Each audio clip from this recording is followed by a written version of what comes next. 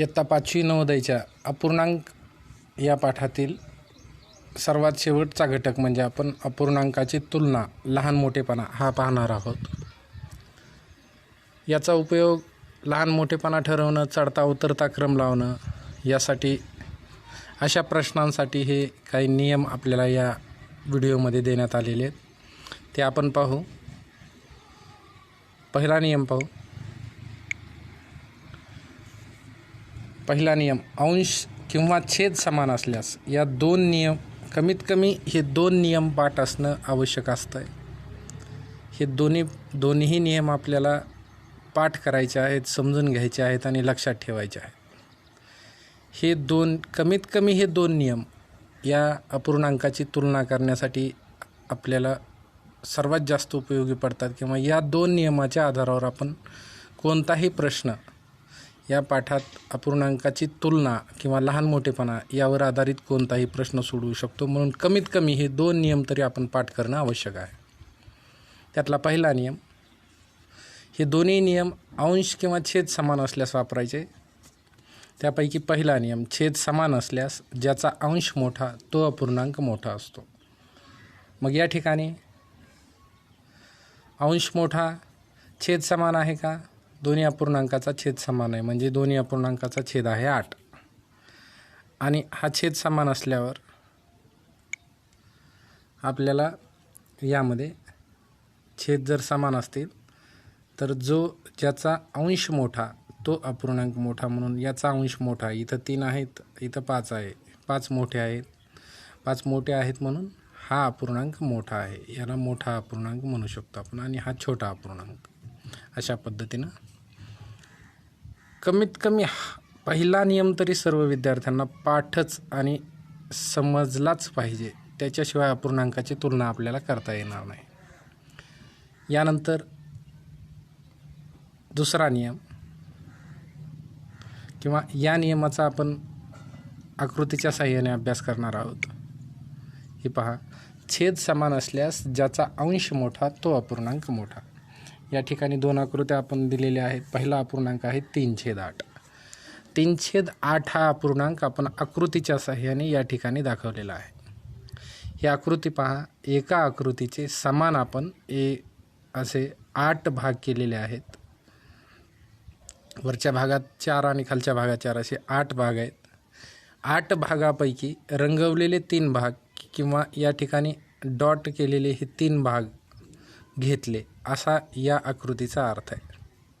किंवा या अपूर्णांकाचा अर्थ असा होतो की एका वस्तूचे, ही गोल वस्तू आहे, पूर्ण गोल वस्तू आहे, या गोल वस्तूचे छेद म्हणजे आपण तुकडे केले, भाग केले, हे छेद.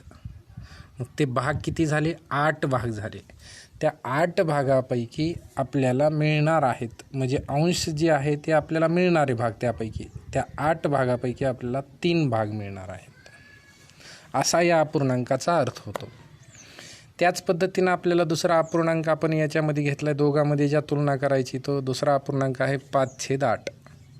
इथंही एका आकृतीचे समान 8 भाग या ठिकाणी केलेले आपल्याला दिसतात. 1 2 3 4 5 6 7 आणि 8.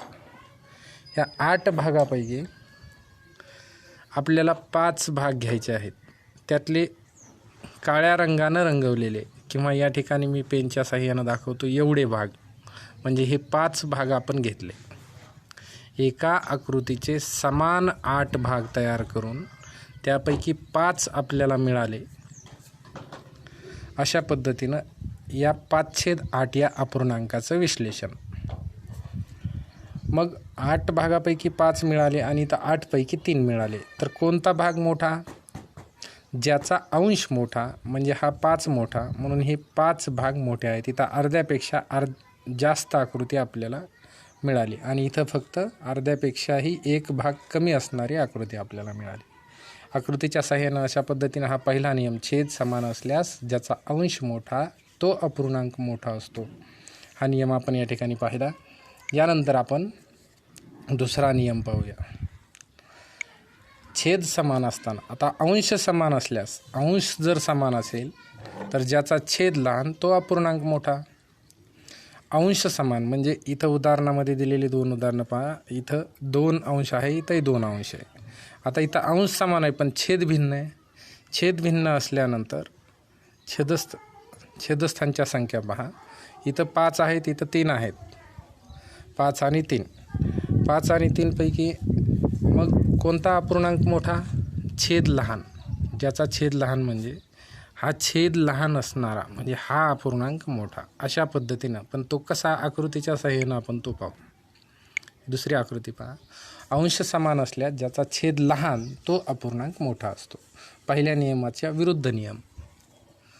इथं पहा, अंश पहिला अपूर्णांक आहे 2/5. 2/5. 2/5चे ही छेदस्थांची संख्या एका आकृतीचे होणारे समान भाग दाखवते. मग एका आकृतीचे समान 5 भाग केले. हा 1, 2, 3, 4 आणि 5. या 5 भागापैकी 2 भाग आपल्याला मिळाले किंवा आपण घेतले. या 5 भागापैकी फक्त हे 2 भाग आपले आहेत. हे वरचे 2 जे निळ्या थोड्या हिरव्या रंगाने जे दाखवलेले आहेत किंवा ही पहा, हे 2 भाग आपल्याला मिळाले. म्हणजे हे 2 भाग दाखवणारा अपूर्णांक म्हणजे 2/5.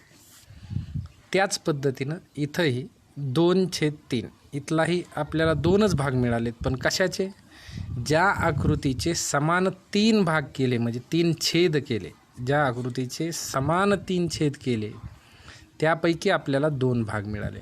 आता हे 2 भाग मिळालेले आणि इथले 2 भाग मिळालेले बघा. हे 2 भाग मोठे की हे 2 भाग मोठे? आपल्या लगेच सहज आपल्या लक्षात येईल की हे खालच्या आकृतीतले 2ही भाग ज्यांना मी दाखवतो इथं राईट केलेले ते भाग मोठे आहेत. किंवा हे 2 भाग जर आपल्याला मिळाले तर या 2 वरच्या 2 भागापेक्षा ते मोठे आहेत.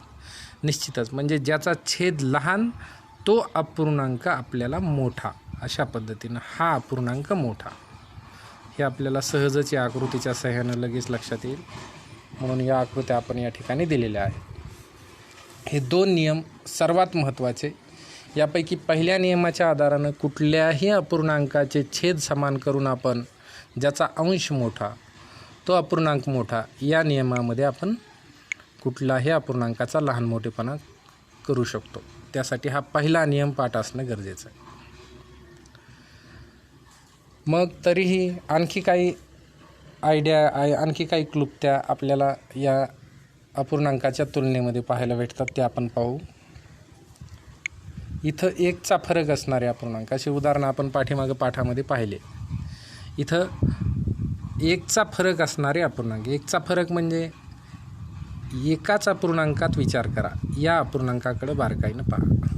यामध्ये अंशस्थानी 7 आहेत, छेदस्थानी 6 आहेत. म्हणजे छेदस्थानी आणि अंशस्थानी असणाऱ्या 2 संख्यांच्या मध्ये 1चा फरक आहे. तसं इथंही पहा 4 आणि 3. 4 आणि 3 या 2 अपूर्णांकामध्ये सुद्धा फक्त 1चा फरक आहे.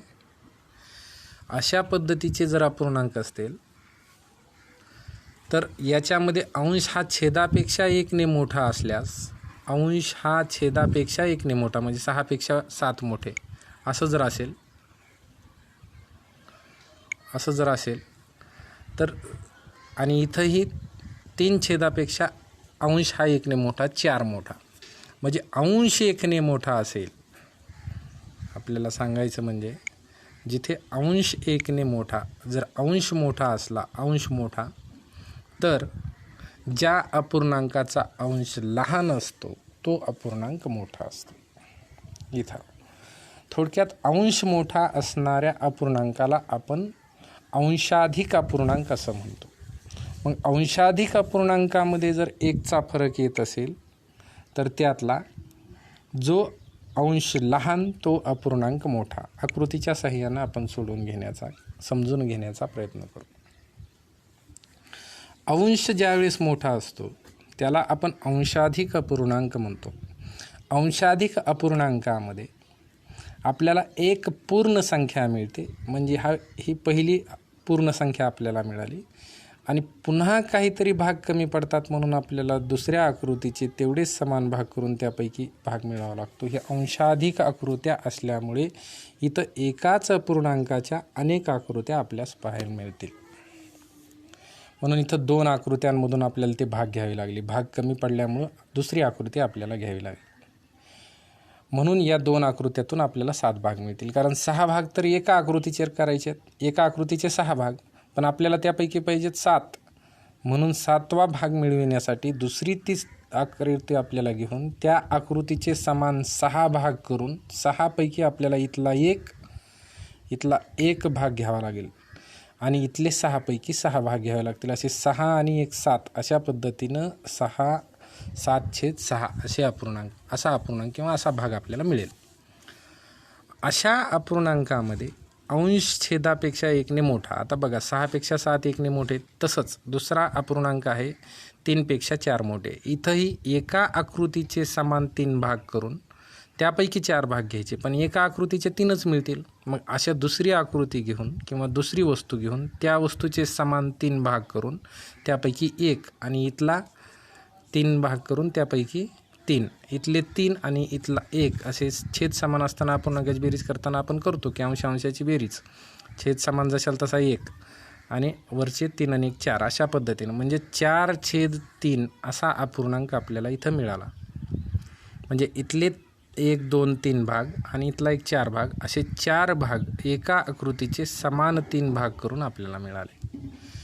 पण 3 पेक्षा 4 ही 1ने मोठे, अंश मोठा आहे. इथं 6 पेक्षा 7 हा अंश 1ने मोठा आहे. असा जर असेल म्हणजे अंश छेदापेक्षा 1ने मोठा असल्यास ज्या अपूर्णांकाचा अंश लहान, म्हणजे इथं 7 आहेत इथं 4 आहेत, या 2 अंशापैकी जो लहान तो अपूर्णांक मोठा, म्हणजे हा खालचा अपूर्णांक मोठा. आकृतीत जर पाहिलं तर हा अपूर्णांक मोठा कसा दिसेल बघा. इथं एक आकृती पूर्ण मिळाली, इथंही एक आकृती पूर्ण मिळाली. 2 आकृत्या दोघांच्याही समान झाल्या. परंतु या दुसऱ्या आकृतीमधला इथला हा छोटासा भाग आपल्याला मिळाला आणि इथला आपल्याला 1/3 भाग म्हणजे खूप मोठा भाग या भागापेक्षा दुप्पट तिप्पटचा भाग इथं मोठा मिळाला. म्हणजे हा अपूर्णांक मोठा आहे. 4/3 मोठे आहेत यावरून सिद्ध होईल. म्हणजे अशा पद्धतीनं अंश छेदापेक्षा 1ने मोठा असल्यास ज्या अपूर्णांकाचा अंश लहान तो अपूर्णांक मोठा असतो. यानंतर दुसरा नियम आपण या ठिकाणी समजावून घेऊ. छेद अंशापेक्षा 1ने मोठा असल्यास, म्हणजे हे छेदाधिक अपूर्णांक आहे. हा अपूर्णांक आपण समजून घेऊ. ज्या अपूर्णांकाचा छेद मोठा तो अपूर्णांक मोठा. हा नियम सांगतो की ज्या अपूर्णांकाचा छेद मोठा तो अपूर्णांक मोठा, म्हणजे हा मोठा यायला पाहिजे. का? इथंही 1चाच फरक आहे. 1ने फरक. 6 वर आहेत 7 खाली. इथं 2 वर आहेत, इथं खाली 3 आहेत. 1चा फरक आहे. पण इथं छेदा अधिक अपूर्णांक छेद मोठा आहे. अशा वेळेस आता हा अपूर्णांक आपण आकृतीच्या सहाय्याने समजून घेऊ. ही आकृती पहा. छेद अंशापेक्षा 1ने मोठा असल्यास, म्हणजे हा 7 पेक्षा 6 पेक्षा 7 मोठे आहेत, म्हणजे छेद मोठा आहे. छेद मोठा असल्यानंतर आपल्याला हा अपूर्णांक, आता इथं छेदाधिक अपूर्णांक असेल तर एका आकृतीचे समान 7 भाग केले. 1 2 3 4 5 6 आणि 7. या 7 भागापैकी आपल्याला फक्त 6 भाग मिळवायचे आहेत. म्हणजे यातलाच एक भाग शिल्लक उरून राहणार आहे. इथं 2 आकृत्या त्याच्यामुळे आल्या नाहीत. हा भाग तर आपल्याला मिळणार नाही. फक्त इकडं जे गोल टिपके दिलेला एवढाच भाग आपल्याला मिळणार आहे आकृतीचा. मग एवढे भाग आपल्याला मिळाल्यानंतर म्हणजे 6 भाग आहेत. 1 2 3 4 5 आणि 6 भाग आपल्याला मिळणार आहेत. 6 भागापैकी हे 6 भाग म्हणजे 7 पैकी 6 भाग मिळाले. आणि दुसऱ्या अपूर्णांकामध्ये आपल्याला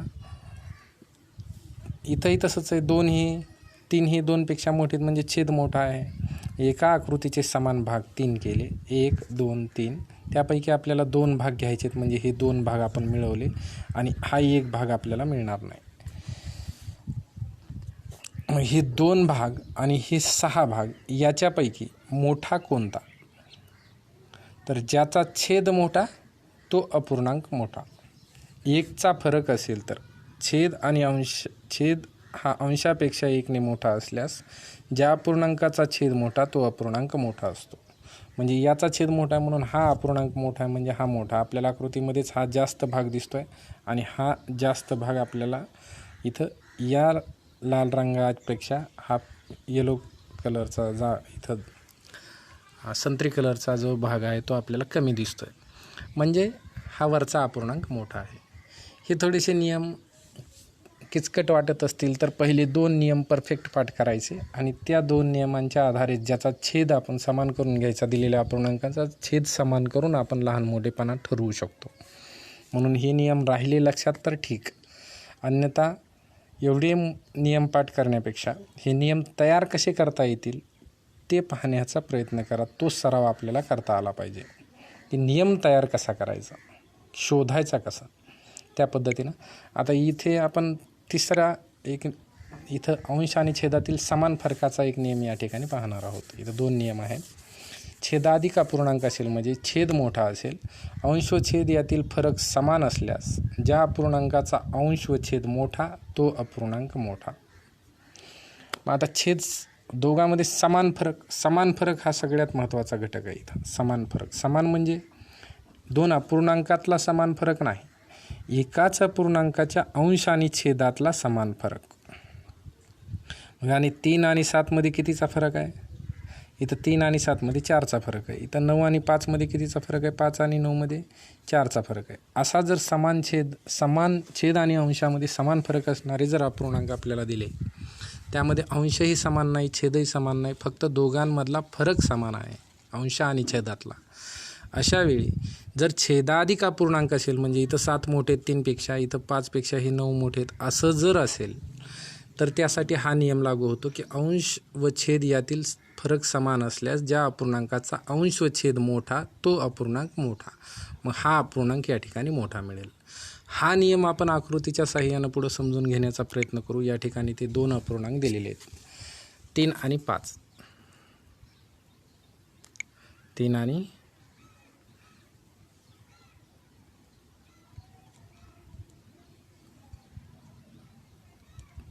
अशाच पद्धतीचे हे अपूर्णांक आहेत 3 आणि 5. 3 आणि 5 मध्ये 2चा फरक आहे आणि 7 आणि 9 मध्ये 2चा फरक आहे. हा समान फरक आहे आणि हे दोन्ही अपूर्णांक छेदा अधिक आहेत म्हणजे यांचे छेद मोठे आहेत. अशा वेळी जो अपूर्णांकाचा अंश व छेद मोठा तो अपूर्णांक मोठा असा आपल्याला नियम सांगतो. मग हे नियम आपण या ठिकाणी बघू. इथं 5 छेद आहे म्हणजे एका आकृतीचे 1 2 3 4 आणि 5 भाग झाले. 5 पैकी 3 भाग आपल्याला मिळालेत म्हणजे हे 2 भाग आपल्याला मिळणार नाहीत. इकडचे हे डॉट दिलेले हे 3 भाग आपल्याला मिळालेले आहेत, हे राईट केलेले. मग ही आकृती आपल्याला 3/5 हा अपूर्णांक आपल्याला ही एवढी आकृती दाखवते. मग 7/9 मध्ये पहा, एका आकृतीचे 9 भाग केले 1 2 3 4 5 6 7 8 9. या 9 पैकी आपल्याला 7 भाग मिळालेत म्हणजे 1 2 3 4 5 6 आणि 7 हे डॉट केलेले 7 भाग आपण मिळवले. आपल्याला हा एवढा भाग मिळालेला नाही. आता इथं न मिळालेला भाग आणि इथला न मिळालेला भाग यांची तुलना करा. इथं न मिळालेला भाग कमी आहे म्हणजे आपल्याला मिळालेला भाग जास्त आहे, म्हणून जास्त म्हणजे मिळालेला भाग मोठा आहे म्हणून आपल्याला हे मिळालेले भाग मोठे असल्याने 7/9 हा अपूर्णांक मोठा आहे. म्हणजे ज्याचा अंश व छेद मोठा तो अपूर्णांक मोठा. कधी? अंश आणि छेदामध्ये समान फरक असताना आणि छेद मोठा असताना. अशा वेळेस आपण ज्याचा अंश आणि छेद मोठा तो अपूर्णांक मोठा, हा नियम पाहिला. शेवटचा नियम आपण पाहतो आहे अंशा अधिक अपूर्णांक. जिथं अंश मोठा आहे आणि छेद लहान आहे त्यावेळेस ज्या अपूर्णांकाचा अंश व छेद लहान तो अपूर्णांक, म्हणजे वरच्या पहिल्या नियमाच्या या नियमाच्या हा नियम विरुद्ध आहे. त्या पद्धतीनंच इथं अंश मोठा आहे, अंशाधिक अपूर्णांक आहेत आणि छेद यांचे लहान आहेत. तर या अपूर्णांकामध्ये समान फरक आहे. 8 आणि 3 11 आणि 5 आणि 3 8 म्हणजे 3चा फरक आहे अंश आणि छेदात. असा फरक समान असेल आणि अंशाधिक अपूर्णांक असतील तर या अपूर्णांकामध्ये ज्याचा अंश आणि छेद लहान तो अपूर्णांक मोठा. आता हा मोठा होईल. ही आकृतीच्या साहाय्याने हा नियम आपण समजावून घेऊ. इथं हे अंशाधिक अपूर्णांक असल्यामुळं आपल्याला एक आकृती पूर्ण घेऊन नंतर जे कमी पडलेले म्हणजे 8 पैकी 8 भाग घेतले आणि दुसऱ्या आकृतीचे 8 भाग करून त्यापैकी कमी पडलेले 3 भाग इथले या ठिकाणचे आपल्याला घ्यावे लागतील. अशा पद्धतीनं हा अपूर्णांक सांगतो. मग या अपूर्णांकामध्ये आपल्याला ही पूर्ण एक आकृती किंवा ही एक पूर्ण गोष्ट वस्तू आणि हे 3 भाग एका वस्तूचे असे आपल्याला एवढा भाग मिळालेला आहे. इथं दुसरा अपूर्णांक आहे, त्या ठिकाणी आपल्याला 5 पैकी 8 भाग घ्यायचे. 5 भाग करून 8 भाग घ्यायचे. 5 पैकी 8 भाग घेता येत नाहीत, परंतु एका आकृतीचे 5 घेतले आणि पुन्हा दुसऱ्या आकृतीचे कमी पडलेले 3 घेतले, म्हणजे एकूण 8 भाग झाले. मग आता पहा, इथं आपल्याला जवळपास इथं अर्ध्यापेक्षा जास्त भाग मिळाला आकृतीचा आणि इथं अर्ध्यापेक्षा कमी भाग मिळाला. म्हणजे साहजिकच आपल्या लक्षात येईल की दोन्हीकडे एक आकृती तर समान आपल्याला मिळालीच, परंतु इथले 3 भाग फक्त भाग छोटे असल्यामुळं आपल्याला अर्धीही या ठिकाणी वस्तू मिळाली नाही. जसं जर भाकरी समजली तर आपल्याला अर्धी भाकरी या ठिकाणी मिळाली नाही, कारण इथपर्यंत मिळायला पाहिजे होती परंतु नाही मिळाली. म्हणून इथं पहा, इथं अर्ध्यापेक्षा आपल्याला जास्त भाकरी मिळते. म्हणजे लक्षात घ्या की इथं दुसऱ्या आकृतीमध्ये आपल्याला मिळालेले भाग हे जास्त आहेत, म्हणजे मोठे आहेत. म्हणून हा अपूर्णांक मोठा, म्हणजे ज्याचा अंश व छेद लहान तो अपूर्णांक मोठा. अशा पद्धतीनं हा पहिल्या नियमाच्या विरुद्ध नियम. हे या ठिकाणी आपण हे शेवटचेही अंश व छेद यांच्यातील समान फरक असणारे याचे नियम पाहिले. अशा पद्धतीने हे 3 प्रकारचे नियम आपल्याला पुस्तकामध्ये किंवा आपल्या अभ्यासक्रमामध्ये पाहायला मिळतात. परंतु यापैकी सर्वात छेद लहान, छेद मोठा, अंश लहान, अंश मोठा, छेद मोठा असणारा, अपूर्णांक मोठा, हे समान शब्द सारखे फिरत असल्यामुळं हे 3 नियम एकत्रितरित्या वेगळे लक्षात ठेवणं अवघड जात असल्यानं यातले कमीत कमी पहिला नियम अगोदर परफेक्ट पाठ करा आणि या नियमाच्या आधाराने आपण पुढचे नियम तयार करू शकतो. त्यातला हा पहिला नियम चांगला पाठ करून घ्या. या नियमाच्या आधारे आपण पुढचे नियम तयार करू शकतो किंवा याच एका नियमाच्या आधारानं आपण कोणतंही उदाहरण सोडवू शकतो. फक्त याचा सराव परफेक्ट झाला पाहिजे. आपण अपूर्णांकाचा छेद समान करण्याची पद्धत आपल्याला फास्ट जमली, तोंडीच करता येत असेल तर आपण या नियमाच्या आधारे आपण सर्व नियम न पाठ करता अपूर्णांकाची तुलना करू शकतो. हा घटक या अपूर्णांक घटकातील पाठातील हा शेवटचा मुद्दा आपला राहिला होता. तो आपण डिस्क्रिप्टिव्ह या ठिकाणी आकृतींच्या सहाय्याने स्पष्ट करण्याचा प्रयत्न केलेला आहे. या ठिकाणी हा पाठ संपतो. याचा सराव अधिक करणं गरजेचं आहे. अधिक उदाहरणांचा सराव करण्यापेक्षा आपल्याकडे जे उदाहरणं मिळालेले आहेत त्याच उदाहरणांचा अधिक वेळ सराव करणं आपल्याला गरजेचं असतं. त्याच्यामध्ये परफेक्टनेस, परिपूर्णता मिळते. म्हणून अशा पद्धतीनं सराव करा. या ठिकाणी आपण थांबतो आहोत. सर्वांनी समजून घेतल्याबद्दल सर्वांचे आभार. धन्यवाद.